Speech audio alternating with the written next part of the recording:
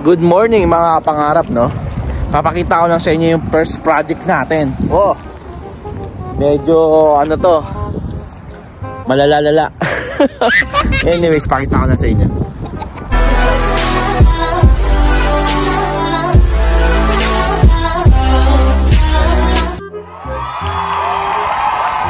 Boom! Toyota Lexus construction area. So yan mga pangarap,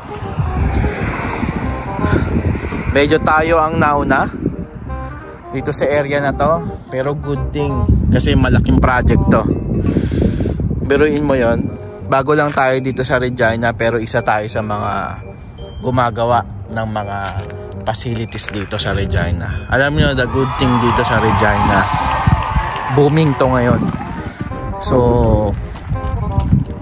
magandang panimula rin para sa atin kasi yung Regina is province, so nagbo-boom yung province ngayon and isa tayo sa mga gumagawa dito.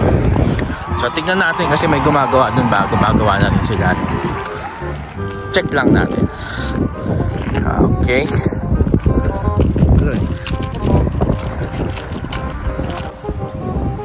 So ito mga kapangarap, baling ginagawa namin dito, bubuhusan kasi yan eh. So ang ginagawa namin, ilalagyan namin ng mga frame yan para pagbuhos pantay. So ayan, makikita nyo may mga ilang bakal na dito, pero itong mga kahoy na to, ayan, nakita nyo yung mga kahoy na yan, yan. Hanggang dun yan. So lalagyan namin yung ilalim pati yung gilid para pagbuhos diretso. So ganyan. Yan, pinakita ko lang sa inyo mga kapangarap kung anong ginagawa namin dito. Ganyan magbuhos kapag building. Yan, no? Makita niyo yan, no? Diba? Buhos na, diba?